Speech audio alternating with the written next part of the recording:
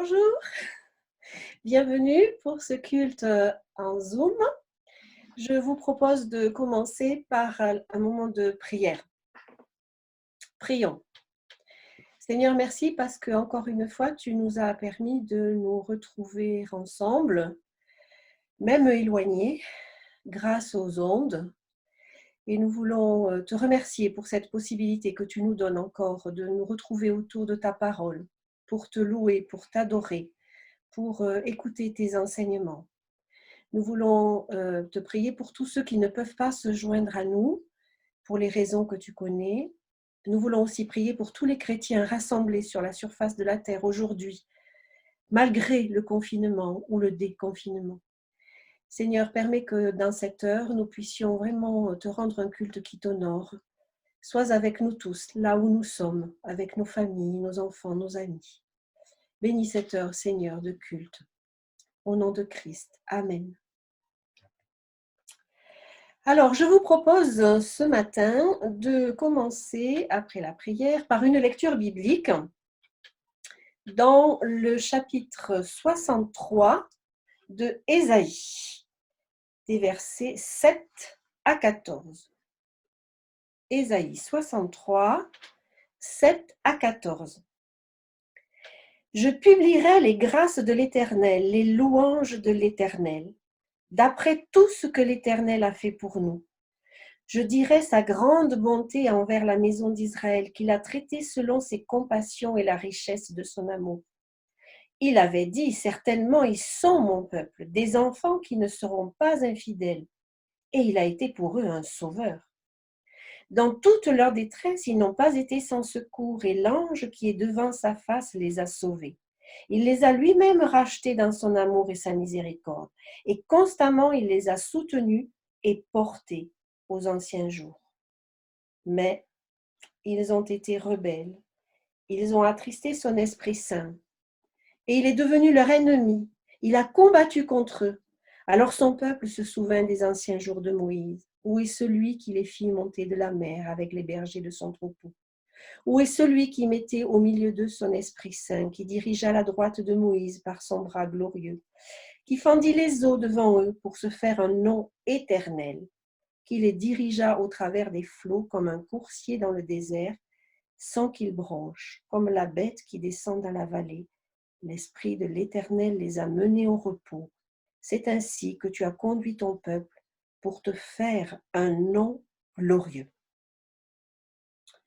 Dans ce texte, le prophète Ésaïe rappelle tout d'abord les bontés de l'Éternel à l'égard de son peuple, ensuite la désobéissance et enfin la délivrance. La délivrance spectaculaire juste après la sortie d'Égypte, alors que le peuple des Hébreux est acculé devant la mer Rouge, poursuivi par l'armée de Pharaon.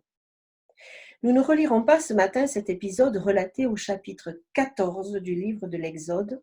Je vous invite à le faire à la maison.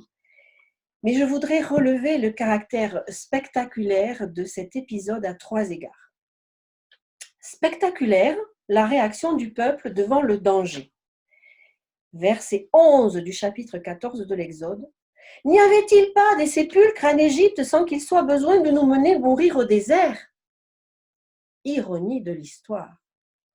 Par leur contribution en fabriquant des briques, les Hébreux ont participé à la construction des tombes royales et des monuments d'Égypte à l'époque du pharaon Ramsès II. Ces dures tâches étaient devenues si pénibles qu'ils avaient crié à Dieu pour les en délivrer. Et maintenant, devant le danger, ils voulaient revenir en arrière. Spectaculaire la réaction de Moïse. Au verset 13 du chapitre 14 de l'Exode, ne craignez rien, restez en place et regardez la délivrance que l'Éternel va vous accorder en ce jour. Et enfin, spectaculaire la réponse de l'Éternel. L'Éternel dit à Moïse au verset 15 du chapitre 14, « Pourquoi ces cris? Parle aux enfants d'Israël et qu'ils marchent. Toi, lève ta verge, étends ta main sur la mer et fends-la, et les enfants d'Israël entreront au milieu de la mer à sec. Et moi, je vais endurcir le cœur des Égyptiens pour qu'ils y entrent après eux. Et Pharaon et toute son armée, ses chars et ses cavaliers, feront éclater ma gloire. Je suis sûre qu'à l'exemple de la délivrance accordée par Dieu au peuple d'Israël à ce moment-là, nous aussi, à un moment ou à un autre de notre existence, Dieu nous a aussi accordé une délivrance. Et j'aimerais que nous chantions avec reconnaissance à Dieu pour cela le chant numéro 336 sur À toi la gloire, compte les bienfaits de Dieu.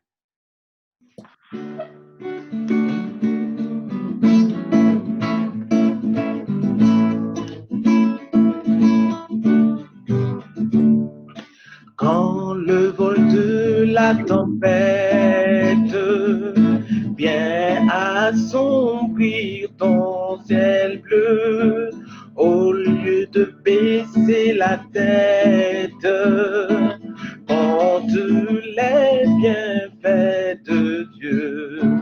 Compte les bienfaits de Dieu, mets-les tous devant tes yeux. Tu verras en adorant combien le nombre en est grand. Quand sur la route glissante, tu chancelles sous ta croix, pense à cette main puissante qui t'a béni tant de fois. Compte les bienfaits de Dieu, mets-les tous devant tes yeux. Tu verras en adorant combien le nombre en est grand. Si tu perds dans le voyage plus de chair et tout trésor, pense au divin héritage. Là-haut tu restes encore. Compte les bienfaits de Dieu, mets-les tous devant tes yeux. Tu verras en adorant combien le nombre en est grand. Alors bénis donc, bénis sans cesse ce Père qui chaque jour répand sur toi la richesse de son merveilleux amour. Compte les bienfaits de Dieu, mets-les tous devant tes yeux. Tu verras en adorant combien le nombre en est grand. Compte les bienfaits de Dieu, mets-les tous devant tes yeux. Tu verras en adorant combien le nombre en est grand. Poursuivons la lecture biblique, mais cette fois-ci au chapitre 64 de Ésaïe, du verset 1 au verset 6. Comme s'allume un feu de bois sec, comme s'évapore l'eau qui bouillonne, tes ennemis connaîtraient ton nom et les nations trembleraient devant toi lorsque tu fis des prodiges que nous n'attendions pas. Tu descendis et les montagnes s'ébranlèrent devant toi.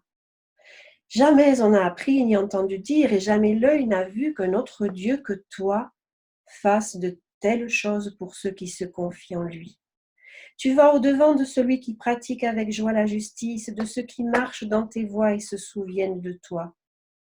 Mais tu as été irrité parce que nous avons péché et nous en souffrons longtemps, jusqu'à ce que nous soyons sauvés. Nous sommes tous comme des impurs et toute notre justice est comme un vêtement souillé. Nous sommes tous flétris comme une feuille et nos crimes nous emportent comme le vent. Il n'y a personne qui invoque ton nom, qui se réveille pour s'attacher à toi. Aussi nous as-tu caché ta face, et nous laisses-tu périr par l'effet de nos crimes. Le prophète décrit les prodiges de Dieu dans ces versets du chapitre 64, mais aussi il parle de notre péché. Et après avoir reconnu les bienfaits de l'Éternel, je vous propose dans un moment de recueillement, silencieux ou pas, là où vous êtes, pour que nous confessions nos manquements en pensée, en acte ou en parole. Et nous terminerons ce moment par la prière du Notre Père. Vous pouvez élever vos voix là où vous êtes. Dieu vous entend et il est prêt à vous pardonner si vous lui demandez pour tout ce qui n'a pas été à sa gloire. Prions. Notre Père qui es aux cieux, que ton nom soit sanctifié, que ton règne vienne, que ta volonté soit faite sur la terre comme au ciel. Donne-nous aujourd'hui notre pain de ce jour. Pardonne-nous nos offenses, comme nous pardonnons à ceux qui nous ont offensés. Et ne nous laisse pas tomber dans la tentation, mais délivre-nous du mal. Car c'est à toi qu'appartiennent dans tous les siècles le règne, la puissance et la gloire. Amen.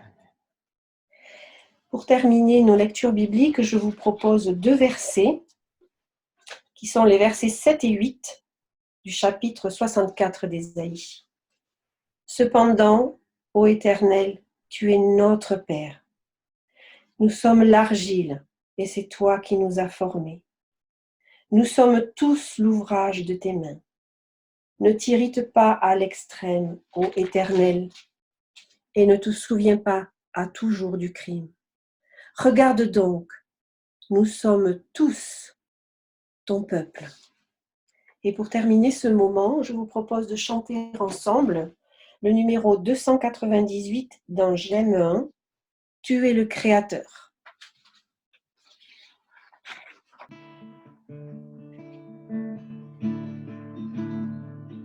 Tu es le Créateur, tu crées de nouveaux cœurs. Tu es le Créateur,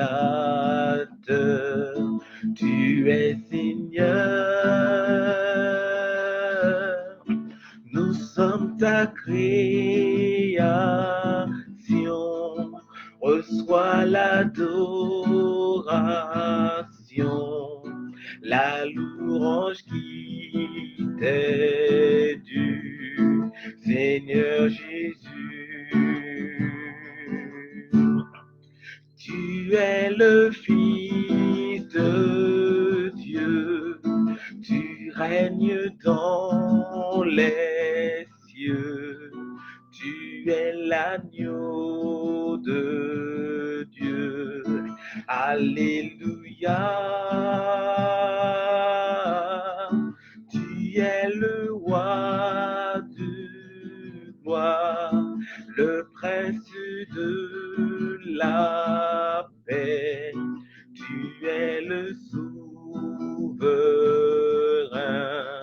ressuscité.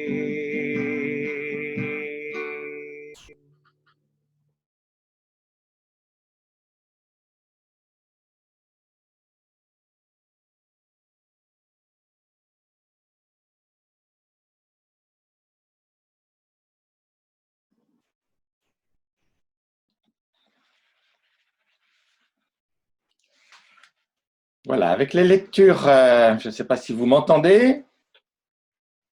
Ok, super.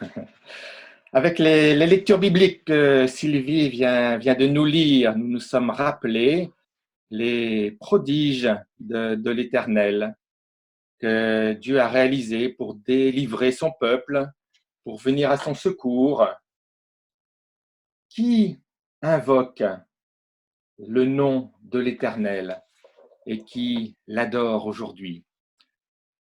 Son peuple, ses enfants, l'Église l'adore ce matin. Il est notre Dieu, notre Seigneur, notre Sauveur. Et c'est vraiment un privilège, même si ce nous sommes à distance. C'est un privilège de pouvoir l'adorer, le prier ensemble, et puis aussi nous mettre à l'écoute de sa parole. C'est ce que nous allons faire maintenant. Et avec le texte biblique qui fait l'objet de notre méditation ce matin, c'est une histoire de déconfinement. Alors vous vous étonnez peut-être, qu'est-ce que ça peut être comme histoire de déconfinement? Si nous étions dans la salle de culte, je vous donnerai la parole pour que vous nous donniez des idées de ce qu'est un récit de déconfinement dans le Nouveau Testament. Une histoire qui va particulièrement nous parler aujourd'hui, alors que plusieurs millions de personnes sont atteintes par le Covid-19. Nous avons été malades pour deux d'entre nous et nous sommes vraiment heureux de vous voir présents depuis plusieurs semaines. Nous avons perdu un proche, nous avons dû annuler des projets, reporter un mariage. Ce n'est pas mon cas. Mais voilà, nous avons dû reporter des projets et beaucoup de choses ont été remises en question. Nous avons peut-être des problèmes par rapport à notre travail, notre situation financière s'est peut-être dégradée. La liste est longue. Et même les enfants aussi. Les enfants, ils avaient hâte de retrouver leurs amis et ils auraient beaucoup de choses aussi à dire. Et puis, ils auraient peut-être beaucoup de questions à se poser. Et ce serait bien que nous puissions noter les questions que nous nous posons aujourd'hui. Et puis, on aura peut-être l'occasion d'en parler prochainement pour pouvoir les partager et pouvoir nous fortifier, nous rappeler ce que le Seigneur a fait. Cette période de confinement nous a profondément marqués. Et comment vivre aujourd'hui avec la maladie qui rôde? On entend tout ça tout le temps dans les médias, mais la Bible nous donne aussi quelques indications précieuses. Jésus voit nos cœurs. Il nous permet même d'ouvrir les yeux sur la cause du mal, la cause de la souffrance. Nous le savons, c'est le péché qui a pour conséquence la mort. Depuis la Genèse, c'est déjà annoncé aux hommes, expliqué aux hommes. Mais le don gratuit de Dieu, c'est la vie éternelle en Jésus-Christ, notre Seigneur. Et pendant les mois à venir, nous allons pouvoir compter sur Jésus pour nous accorder sa paix, aujourd'hui et dans les jours qui viennent. Qu'on soit adulte, qu'on soit enfant, nous pouvons compter sur la paix que Jésus donne. Mais concrètement, comment réagir? Quelle est notre part à nous dans cette situation?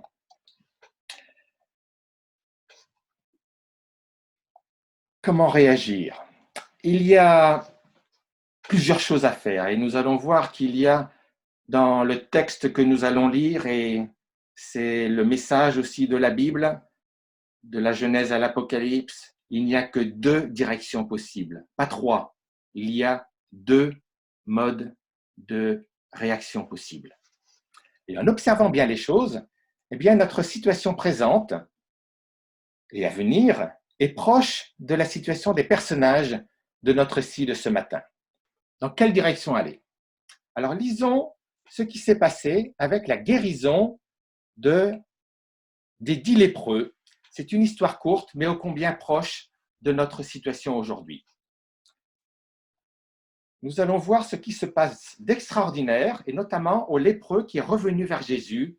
Et en fait, c'est ce qui est arrivé, c'est ce qui arrive à tous les chrétiens qui aiment Jésus et qui le suivent jour après jour. Dominique, est-ce que tu veux bien nous lire le texte? Alors qu'il se rendait à Jérusalem, Jésus passa entre la Samarie et la Galilée. Comme il entrait dans un village, 10 lépreux vinrent à sa rencontre.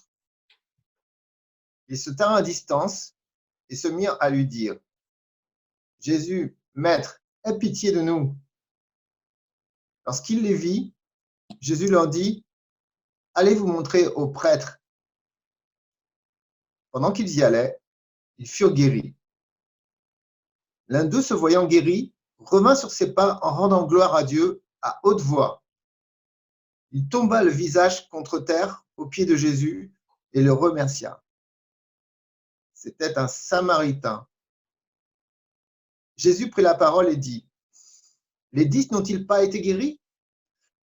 Et les 9 autres, où sont-ils? Ne s'est-il trouvé que cet étranger pour revenir et rendre gloire à Dieu? » Puis il lui dit, « Lève-toi, vas-y, ta foi t'a sauvé. » Merci Dominique pour la lecture de ce passage. L'auteur de l'évangile de Luc donne une chronologie des rencontres de Jésus, des rencontres que Jésus a eues avec différents personnages. Et Luc nous rapporte les paroles que Jésus a prononcées. Et aux 3 premiers versets de cet évangile, qu'on ne va pas relire, hein, il est dit que Luc a cherché vraiment quelles étaient les preuves tangibles de ce qui s'était passé dans la vie de Jésus alors qu'il était sur terre.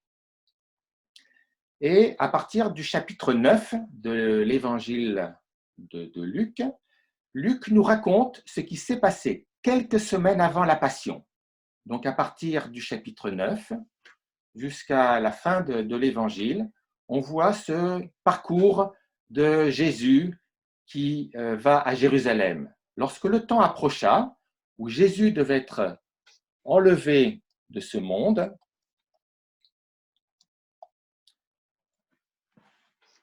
et quand il a été enlevé, c'est la période de l'Ascension, Jésus décida d'une manière résolue de se rendre à Jérusalem. Et au verset 11 de notre chapitre là que nous venons de lire, donc c'est au chapitre 17, hein, donc on voit qu'il y a eu toute cette progression, toutes ces rencontres que Jésus a eues à partir du chapitre 9 jusqu'à maintenant. Eh bien, c'est ce parcours de Jésus qui va à Jérusalem. Alors que Jésus se rendait à Jérusalem, voilà ce qui s'est passé, et c'est le récit que nous venons de lire. Le message va être en 3 parties. Alors d'abord quelques mots de contexte, et puis ensuite nous chercherons des explications par rapport à des situations qui paraissent intéressantes, hein, qu'il faut soulever, et puis quel est le point commun avec nous. Et puis en 3e point, nous verrons quelques encouragements. Donc quelques mots de contexte. Ce récit qui a donc 9 versets, est au milieu du chapitre 17. Et si je résumais un petit peu ce qui s'est passé dans les chapitres qui précédaient, nous avons plusieurs enseignements de Jésus à propos des tentations dans ce monde, et notamment par rapport à l'argent ou par rapport au risque de ne pas prendre au sérieux la question de l'éternité, ou les questions qui sont par rapport au royaume de Dieu. Dieu est juste et la repentance est incontournable pour rentrer dans le royaume de Dieu. Donc, il y a eu plusieurs enseignements à ce sujet entre le chapitre 9 et puis ce chapitre 17. Puis Jésus invite ses disciples à se préoccuper des plus petits, à se préoccuper des pécheurs et à chercher à les ramener dans la communauté, à développer une foi authentique et à ne pas chercher d'honneur particulier. Puis dans les chapitres qui suivent ces versets 11 à 19, nous avons à nouveau des enseignements à propos du royaume de Dieu et de la fin des temps. Donc ce passage, hein, ce miracle que Jésus a opéré est vraiment au cœur d'un enseignement qui est autour des questions de la fin du temps, du royaume de Dieu et puis de l'éternité. Jésus se rend donc à Jérusalem pour y mourir et il marche entre 2 régions qui est la Galilée et la Samarie. Donc, vous le voyez là dans ce petit dessin. En haut de la carte, vous voyez la Galilée en vert, et puis juste à côté, vous voyez la Samarie. Donc, Jésus était avec ses disciples et il marchait à la frontière de ces deux régions. C'était une frontière et les personnes ne communiquaient pas. Hein. C'était des personnes qui ne s'entendaient pas. Les Samaritains et les Juifs, ils ne faisaient pas bon ménage. Hein. C'était vraiment deux territoires bien distincts. Et il y avait 10 lépreux qui étaient confinés à l'extérieur d'un village. Alors, on ne sait pas précisément quel est le nom du village, mais ils étaient confinés à l'extérieur du village. Et quand une personne avait la lèpre, la distanciation physique était obligatoire.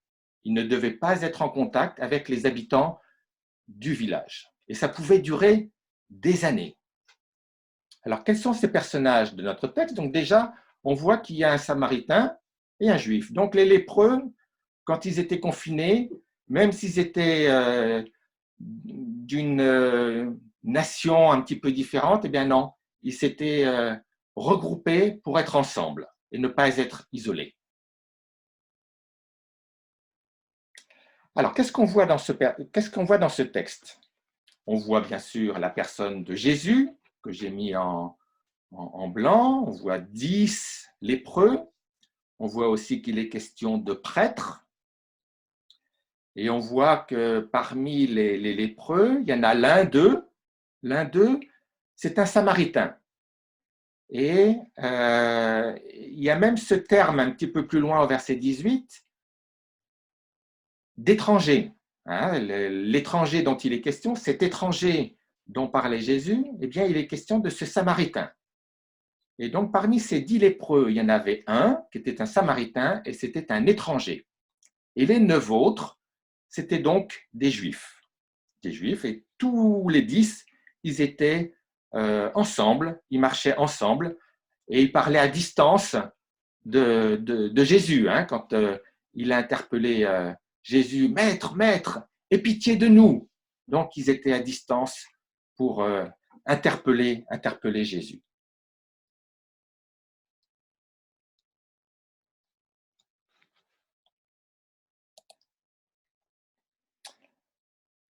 Nous avons beaucoup de mentions de lèpre dans la Bible.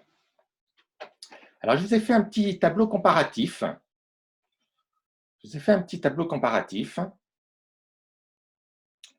Parce que la lèpre, telle qu'on la connaît encore aujourd'hui, en 2020, eh bien, l'existence, hein, sous sa forme actuelle hein, qu'on connaît aujourd'hui en 2020, cette lèpre-là existe depuis les années 600 avant Jésus-Christ. Donc, depuis 2600 ans, la lèpre que l'on connaît aujourd'hui dans certains pays, eh bien, elle est apparue en 600 ans avant Jésus-Christ. Donc, c'était une situation commune hein, à l'époque de Jésus. Il y avait beaucoup de lépreux, beaucoup de personnes qui étaient malades de cette lèpre. Et encore aujourd'hui, en 2020, il y a 2 800 000 personnes qui sont atteintes par cette maladie. Je ne vous lis pas la colonne de droite, hein, parce qu'on la connaît, elle est rappelée tous les jours. Je vous lis seulement la colonne de gauche. Ce qui est terrible hein, dans cette maladie, c'est que la lèpre, hein, c'est que la période d'incubation est de 5 ans. Donc, avant de se rendre compte qu'on est malade, eh bien, il faut parfois 5 ans avant de voir avant de s'apercevoir qu'on a la maladie. Et les premiers symptômes, donc même si on est malade, les premiers symptômes ne peuvent apparaître ou parfois n'apparaissent que 20 ans après. Donc, ce n'est pas les 14 jours comme on peut voir avec le Covid, non, c'est des années. Donc, c'est longtemps, très longtemps après qu'on s'aperçoit qu'on est malade. Et la transmission de la lèpre, c'est par gouttelettes nasales. Il y a 20 ans encore, hein, il n'y a pas longtemps, il y a encore 20 ans, hein, dans les années 2000, il y avait 150 pays dans le monde qui étaient atteints par la lèpre. Mais aujourd'hui, grâce aux médicaments, grâce aux vaccins, la lèpre est encore présente dans une dizaine de pays. Et donc, à l'époque de Jésus, il n'y avait aucun médicament et donc le confinement était obligatoire.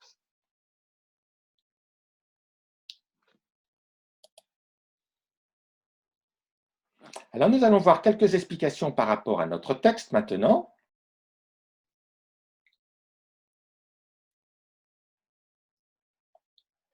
Il y a combien de lépreux qui ont été guéris?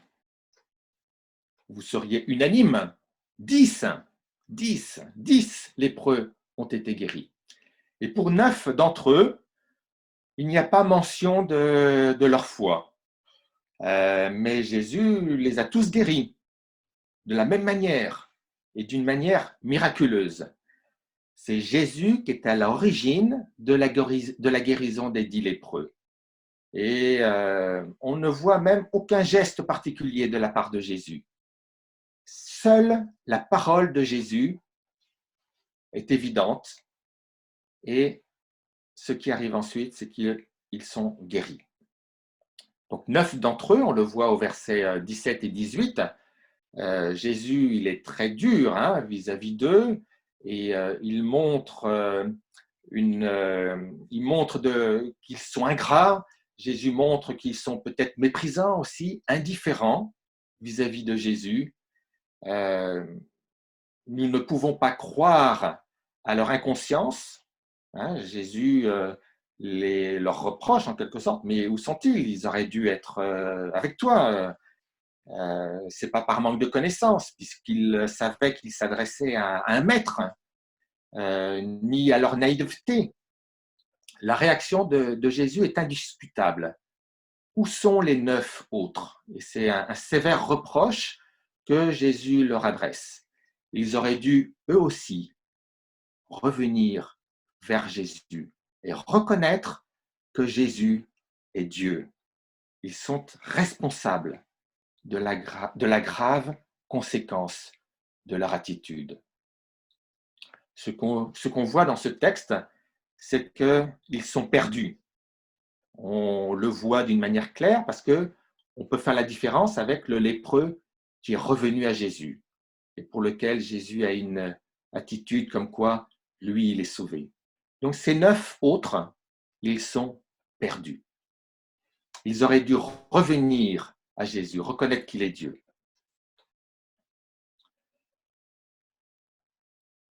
Et c'est, semble-t-il, une condamnation éternelle, parce que ce texte est dans le contexte des chapitres qui précèdent et des chapitres qui suivent par rapport à la vie éternelle, par rapport au royaume de Dieu.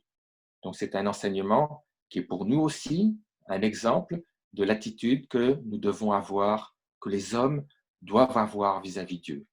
Et ils sont certainement perdus parce qu'ils n'ont pas cherché la reconnaissance, ils n'ont pas cherché à honorer Dieu.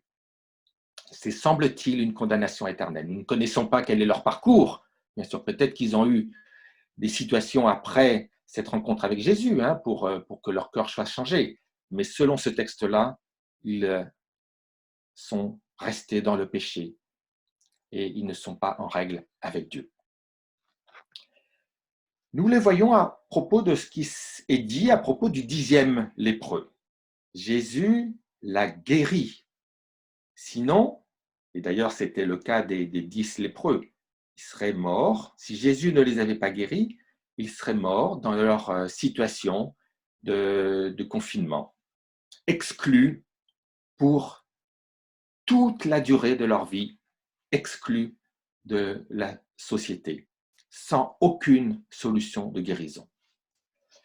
Donc Jésus dit aux lépreux qui revient vers lui, il dit un certain nombre de choses, mais il ne leur dit pas, il ne lui dit pas en tout cas à lui, voilà, profite de ton déconfinement. C'est pas ça que Jésus leur dit. Par contre, il leur dit, ta vie va redevenir comme avant. Jésus dit à ce lépreux, lève-toi, vas-y, ta vie va redevenir comme avant. Mais on peut imaginer qu'elle ne sera pas vraiment comme avant. On peut imaginer que les personnes qui ont eu la lèpre, les amis, leur famille, restent méfiants. comme nous le sommes aussi par rapport à notre entourage.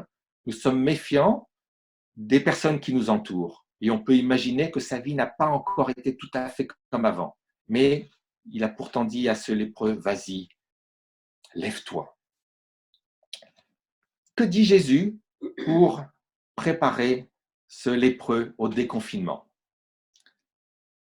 Donc on voit déjà que ce lépreux a une attitude bien sûr très différente.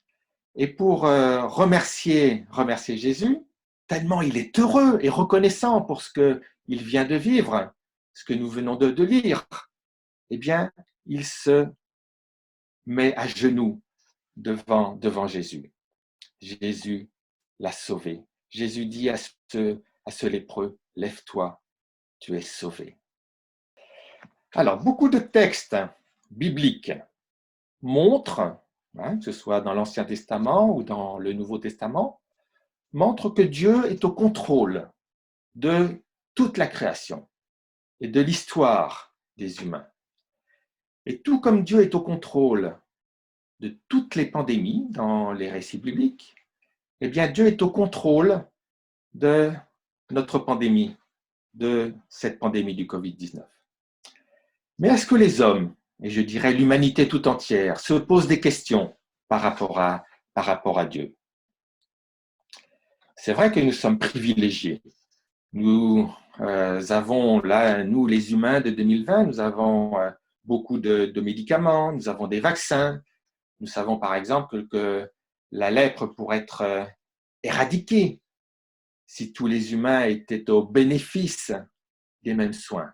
Et nous savons qu'il y a des chercheurs qui vont trouver un vaccin pour nous protéger de cette pandémie actuelle. Les humains veulent vivre leur vie sans Dieu. Nous devons reconnaître, et je pense que tous les humains le sont, là, nous sommes vulnérables. Un rien, même quelque chose qui est invisible, eh bien, nous rend fragiles. Beaucoup de personnes veulent mettre l'écologie au cœur de nos préoccupations, alors que c'est Dieu que nous devrions mettre au cœur de nos préoccupations, ou en tout cas mettre en avant par rapport à toutes les questions qui sont importantes dans notre situation. Mais quand nous lisons la Bible, nous voyons que Dieu est le maître et qu'il a le dernier mot sur toute la création. Alors, je vais vous donner quelques exemples. Dieu, il est puissant sur la nature, sur le soleil. Il est capable d'arrêter le mouvement du soleil. Il est maître du vent. Il est maître des éclairs, de la neige, de l'herbe, des animaux. Donc, on le voit au moment des plaies d'Égypte. Mais il y a d'autres situations, dans la situation de Jonas, avec le ver, avec les poissons. Dans le Nouveau Testament, on voit aussi que Dieu il est maître des petits oiseaux, des passereaux. Il est maître des maladies, de la famine, des projets humains et même des voyages. Parfois, il stoppe des voyages de la part des apôtres qui ont des projets. Il est le maître des nations aussi. Des rois se sont levés, des rois se sont éteints par la seule décision de Dieu. Les meurtriers aussi ont été amenés à être stoppés dans leur action, dans leur volonté de vouloir tuer. Dieu peut arrêter la main des meurtriers. Et il est le maître de la mort spirituelle des humains. Et alors, est-ce que l'homme peut demander à Dieu de stopper une pandémie? Je dirais oui. Et oui, avec affirmation. Mais nous sommes dans un monde déchu, on le voit depuis la Genèse, avec des conséquences considérables à cause du péché. Et quand nous prions, Dieu fait le filtre. Il va répondre à nos prières, pas forcément comme nous les formulons. Il va faire le filtre. Il répond à ce que nous demandons. Mais les conséquences du péché sont toujours présentes. La troisième partie qui est l'exhortation pour nous aujourd'hui. Quelle exhortation, quelle leçon tirer de cette situation? Donc, on va revenir à notre texte. Nous sommes, plutôt, je pourrais nous poser la question, sommes-nous conscients et convaincus que Jésus est le Seigneur de nos vies et qu'il voit nos cœurs comme il a vu le cœur du lépreux? Que Dieu nous sauve. Est-ce que nous sommes conscients que Dieu nous sauve? Que nous pouvons venir à lui, à l'image de ce lépreux. Comment venir à lui? En louant Dieu. C'est ce que nous avons fait, en louant Dieu, en voyant les prodiges qu'il a réalisés au cours de l'histoire, des prodiges qu'il a peut-être réalisés dans nos vies. Nous pouvons nous prosterner devant lui, pas forcément en nous mettant à genoux, mais nous pouvons nous mettre dans une attitude de repentance, de manière respectueuse, nous placer devant lui qui est le Seigneur, qui est saint. Nous pouvons nous présenter devant lui avec beaucoup de respect et puis en exprimant aussi notre reconnaissance. C'est Jésus, par son œuvre sur la croix et par son esprit, qui guérit nos cœurs. Il peut guérir de certaines de nos situations de santé, de certaines épreuves que nous rencontrons, mais c'est Jésus qui guérit nos cœurs et qui nous accorde la réconciliation avec Dieu et à tous ceux qui le reconnaissent comme Seigneur, comme l'a fait ce lépreux. Vraiment, cette attitude de ce lépreux est une belle attitude, de l'humilité. C'est possible pour nous aussi. Et je vous encourage, et on peut encourager les personnes qui nous posent des questions par rapport à qui est Dieu. Nous pouvons les encourager à avoir une attitude de respect, de venir à Dieu d'une manière humble, avec un cœur repentant. Et Dieu porte un regard favorable sur ses enfants. Comme il a porté un regard favorable sur ce lépreux, il porte un regard favorable sur ses enfants. Et il nous dit, lève-toi, va, ta foi t'a sauvé.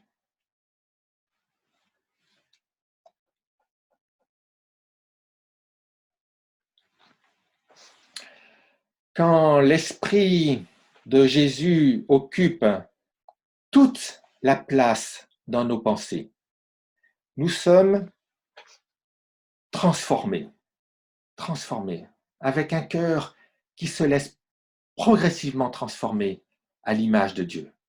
Si vous n'avez pas fait cette expérience, c'est une occasion d'en parler avec le pasteur, d'en parler avec un membre du conseil, pour vivre cette expérience fondée sur la parole de Dieu et par l'Esprit de Jésus, avec l'assurance que Jésus est à nos côtés, avec le désir d'obéir à sa parole.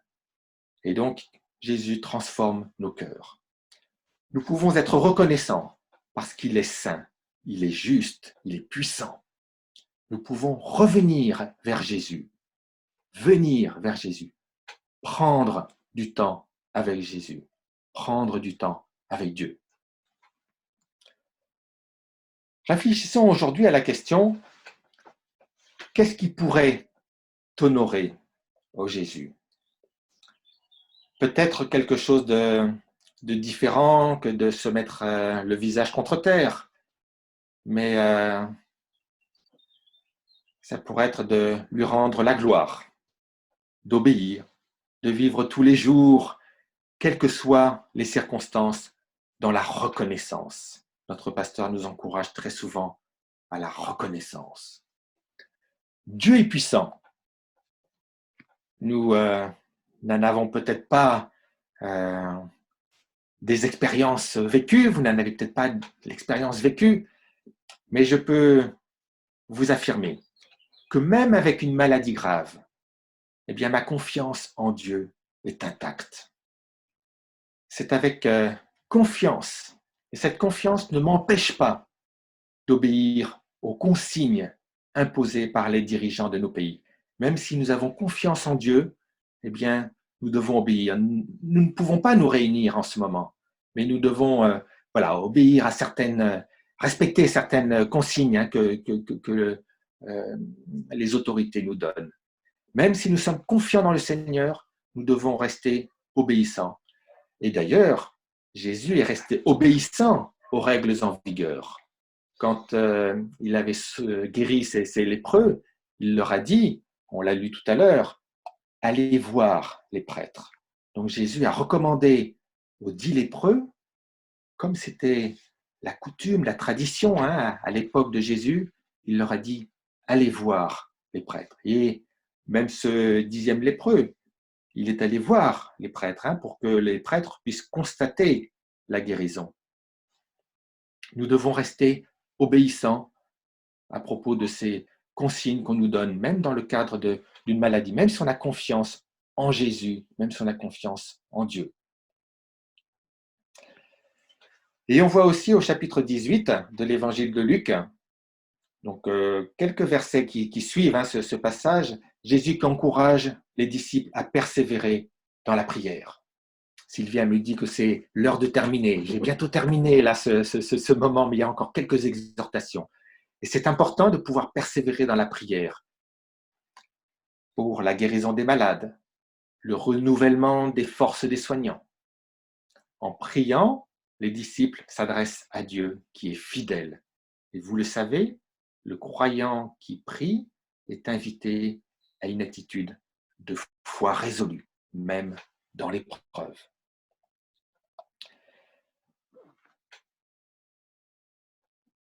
Même si nous sommes convaincus que Dieu est au contrôle de notre avenir, nous avons une décision à prendre, revenir à Jésus pour améliorer sans cesse notre relation à Dieu. Toute la Bible va dans ce sens. Et pour conclure, je pourrais dire en tant qu'enfant de Dieu, quelle que soit notre situation présente et nos épreuves actuelles, la première décision à prendre aujourd'hui, c'est de revenir à Jésus, de nous approcher de Jésus dans la prière, avec ces 3 attitudes, l'adoration, le respect, l'humilité, la repentance, et puis la reconnaissance pour le salut obtenu par grâce. Faisons preuve d'une totale dépendance à notre Dieu. Aujourd'hui, chaque jour de cette semaine à venir, et puis chaque année que le Seigneur nous accordera. Je vous invite à la prière.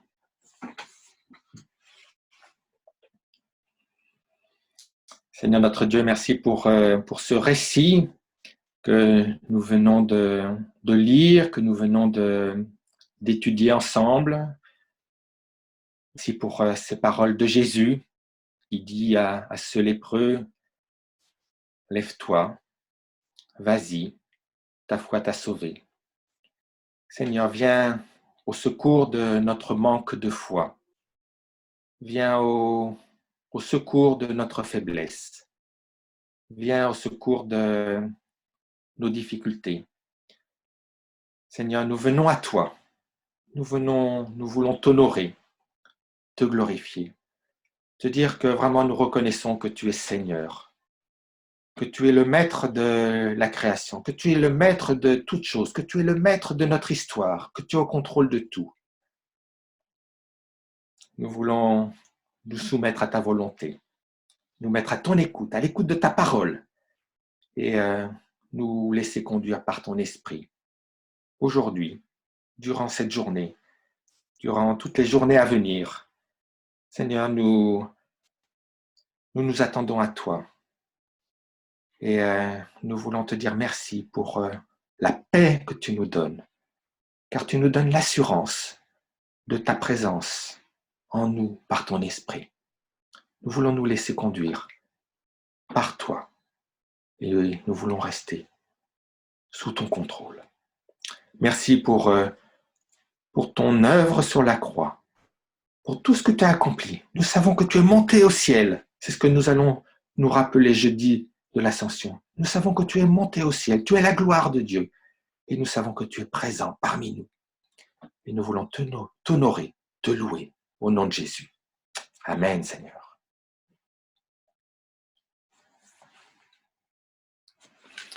Nous allons chanter. Et le chant que je vous propose, c'est « J'ai soif de ta présence ». Que ferais-je sans toi? Que ferais-je sans toi, Seigneur?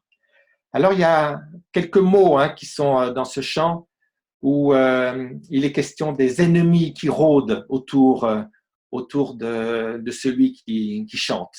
Eh bien, cet ennemi qui rôde, c'est peut-être le Covid-19, ça peut être d'autres choses.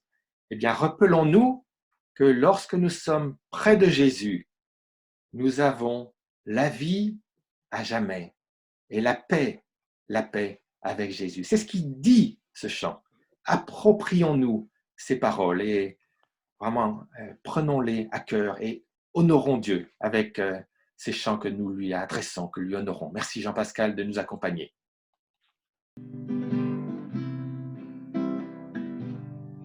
J'ai soif de ta présence, divin, j'ai de ma foi. Dans ma faiblesse immense, que ferais-je sans toi? Chaque jour, à chaque heure, oh, j'ai besoin de toi. Viens Jésus et demeure auprès de moi. Des ennemis dans l'ombre rôdent autour de moi, accablé par le nombre, que ferais-je sans toi? Chaque jour, à chaque heure, oh, j'ai besoin de toi. Viens Jésus et demeure auprès de moi.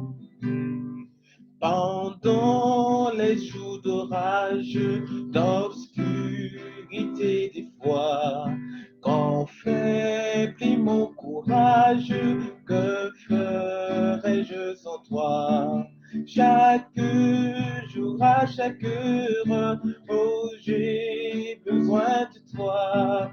Viens Jésus et demeure auprès de moi. Oh Jésus, ta présence, c'est la vie et la paix dans la souffrance et la vie à jamais. Chaque jour, à chaque heure, oh, j'ai besoin de toi. Viens Jésus et demeure auprès de moi.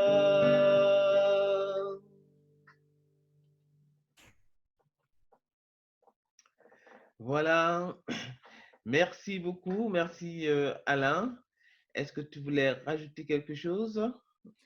Alors, j'aurais une annonce à faire, mais je te laisse la parole peut-être, s'il y a des annonces à faire. Après, j'aurai quelque chose à vous proposer. Non, pour moi, c'est simplement rappeler qu'effectivement, notre pasteur est en congé encore jusqu'à aujourd'hui et que c'est vrai que j'ai vu quelques messages sur le WhatsApp sur la reprise en présentiel. Pour l'instant, on attend simplement la confirmation par le gouvernement avant d'envisager un retour 213 route de Fleury. Voilà. Alors, ce que je voulais vous proposer, parce que ce texte, même s'il paraît tout simple, en se disant ce texte ne nous concerne pas, ce texte, il nous interpelle. J'ai posé beaucoup de questions, je me suis posé beaucoup de questions, j'avais envie de partager avec vous beaucoup d'encouragement et d'enseignement de la parole de Dieu, mais je voulais rester concentré sur ces paroles de Jésus et son attitude. Et j'aurais aimé vous proposer un temps cette semaine. Est-ce que ce serait possible de se retrouver pendant 1 heure pour revenir à certaines des questions que vous avez, que vous n'avez pas pu formuler, mais est-ce que nous pourrions nous retrouver avec un temps, alors je ne sais pas avec quelle technique, est-ce que ce sera Zoom, est-ce que ce sera Teams, peu importe, hein, mais est-ce que ce serait possible de se retrouver? J'avais envie de vous proposer, voilà, avec plusieurs questions hein, que nous aurions pu discuter. Pourquoi le péché provoque-t-il autant de souffrance? Que dit la Bible à propos de Dieu qui est au contrôle de tout? Je vous ai donné des exemples hein, par rapport au soleil, tout ça, à la nature. Que dit la Bible à propos du fait qu'il est tout-puissant? Comment prier quand nous souffrons? Comment pouvons-nous être sûrs de notre salut? Comment le salut de Christ en Christ nous donne-t-il la paix? Dans quel domaine souhaiterions-nous avoir plus de foi? Et je pense que vous avez aussi, vous, noté des questions. Alors, si vous avez des questions, vous pourriez me les adresser hein, par mail à Alain question message. Hein. Il n'y a pas de blanc, il n'y a pas de pluriel. Hein. Alain question message, vous pouvez m'envoyer vos questions. Et est-ce que nous pourrions nous retrouver cette semaine? Alors, pourquoi pas le jeudi de l'Ascension, hein, jeudi prochain à 10 heures. Donc, on pourrait utiliser WhatsApp aussi, hein, si vous avez des idées à partager hein, d'un autre moment. Est-ce que c'est le vendredi prochain, par exemple, à 20h30 que vous aimeriez? Alors, entre le jeudi et le vendredi soir, ou peut-être ces deux moments. Donc, voilà, nous avons besoin, enfin, nous allons le faire à condition qu'il y ait au moins quelques personnes qui ont envie de continuer à réfléchir hein, sur ces questions-là ou d'autres questions. Hein. Donc, si je suis tout seul, nous ne ferons rien. Hein. Donc, j'enverrai un email où on enverra un lien aux personnes hein, d'entre vous hein, qui auront réagi. Disons que c'est une proposition. Après, c'est comme vous voulez, en fonction des pensées que vous avez jusqu'à aujourd'hui. En tout cas, nous pouvons compter sur Jésus, comme nous venons de le chanter, qui nous donne la paix. Il nous donne sa paix. Et il veut nous l'accorder aujourd'hui et dans les semaines qui viennent.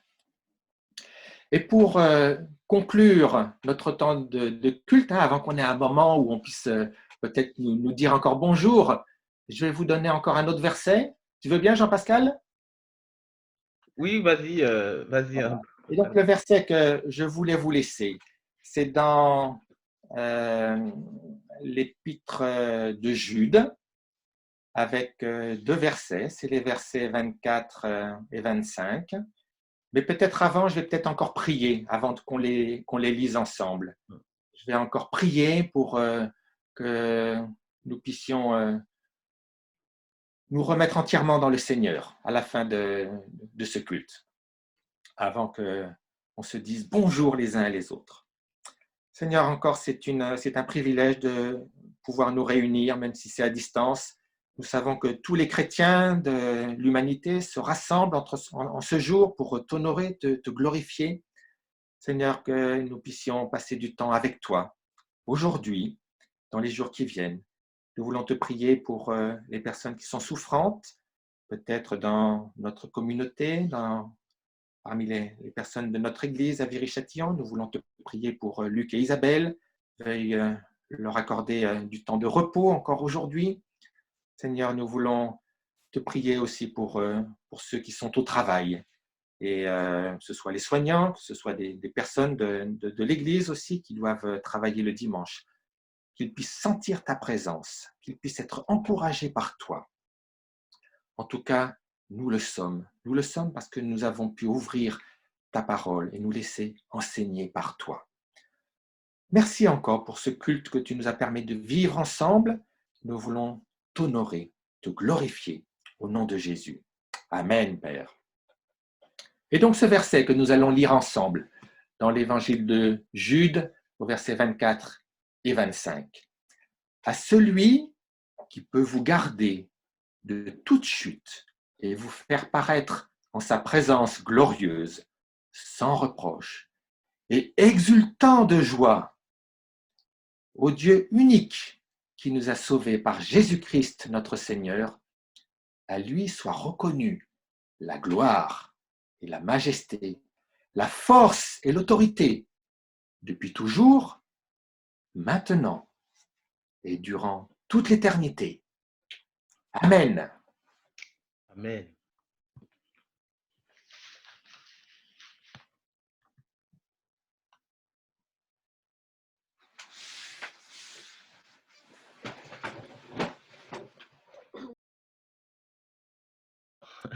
Merci beaucoup, Alain et Sylvie, pour ce moment de culte. Alors là, je vous propose, si vous voulez bien, de nous saluer les uns les autres. Alors, je vais essayer de tout permettre à tout le monde de réactiver son micro. Ça y est, vous pouvez activer vos micros. Voilà. Bonjour à tous. C'est bon. Ça nous permet de nous saluer les uns les autres. Activer. Jean-Pascal.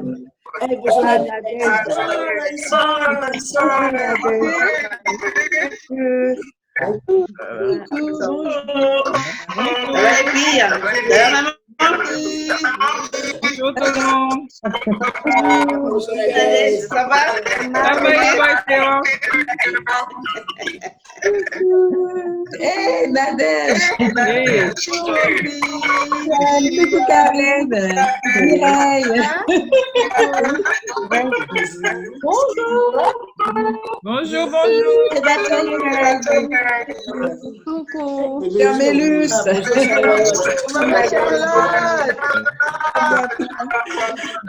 Ah, Judith, faut te la réveiller là, Judith. Ça y est, c'est fini. Hein.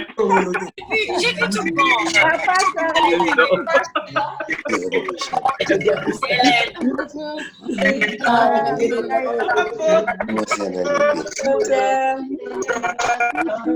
Ah oui, juste une précision. Vous avez peut-être vu le message de André pour le culte de maison dimanche prochain à 18h. Et alors, attendez.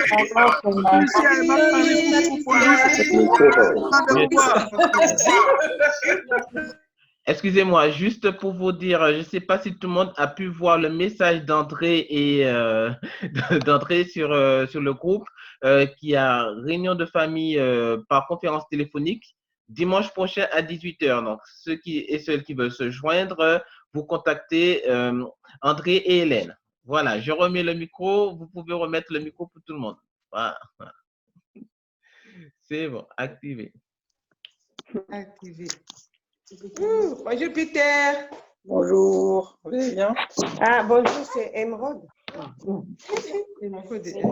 Pernel. Coucou, bonjour Pernel. Ah, il y en a plein que je voyais pas. Ah, bonjour Marie. Ah, bonjour. Bonjour ma Vespé. Bonjour Karine. Ça va? Ça va, oui, toi? La Paulette. Mais elle est où j'ai mis ma? Yantoine, où est-ce ça? Azalia. Oh là là. Il est Georges. Il est où Georges? Il est où Georges? Georges? Oui. Georges est reparti dans sa chambre. Oui, Azali Pembenia. Nadège. Coucou Nadège. Coucou. Ça Ça va? va? Ah oui, Ça va bien, ça va, Judith? les enfants? Oui, ça va. Ça va? Judith, ça va? Ah, Aïssa. J'étais là. Ça va? Ça va. Élisée, ça va? Mon chéri Nathanaël. Ah, il va bien. Ah. Piye, nazomona kintani ya mobali kasi ya mwasi nazomona te. Nini? Maman chassé, la boulet. Salut Marie. Bonjour Marie. Rosie, comment il est? Ah, Napoli, on fait. Bonne chérie. Ma boulet. Ouais. Bon, très bien. Chérie Charlotte, bonne nuit. Ça va? Dalva. Nadège, les garçons vont bien? Très bien. Oui, ça va, ça va. Ah. Coucou Marie. Bonjour Alain, merci pour le message. En tout cas, merci beaucoup. Hein. Karine, Merci. Alain, Sylvie. Bonne semaine. Bonne semaine à Retenir tous. nos âmes. Que Dieu vous bénisse. Bon dimanche. Que Dieu vous bénisse. Merci. Voilà, À bientôt. Donc, Gamba Favorabino. Bye bye. Eh, Bye bye. Bye bye. Marie, c'est bon, Marie, tiens bon. Tiens bon, Marie. Oui, Marie, on pense à toi. On pense à toi, tiens bon. Marie, on est avec toi. Ah oui, tous ensemble. Bonjour, tous ensemble, Sylvaine. Marie. Bonjour, Mireille. Mireille, on Ça va, t'entend pas. Sylvaine? Mireille, elle est là. Maman SP. Ça va, Mireille? Elle Ça a va, pas- Élisée? Voilà. Elle m'a un bras. T'as mal au bras. T'as mal au bras, Mireille. Ah, les deux barbus, là. C'est nous les deux. Clémentina, comment ça va? Alain et Les barbus. Alain et Hudson, ah oui, Hudson, on ne le reconnaissait pas. Hein. Coucou André, Hélène. Bonjour, Aïssa. Ça va? C'est quoi ça? T'as mal au temps. Ça va, oh mon pauvre. Bon, ok. Je Je vais bientôt couper. Alain, tu me diras s'il faut que je crée une réunion pour Zoom. Pour, ça va. Pour jeudi. Ok. Il avance, merci. Pas de problème. Voilà. Bon D'accord. dimanche à tous. Bon dimanche. Hein. Bon dimanche, au revoir. Alors, comme d'habitude, 5, 4, 3, 2, Au revoir, Paulette. Salut. Merci. Les constères.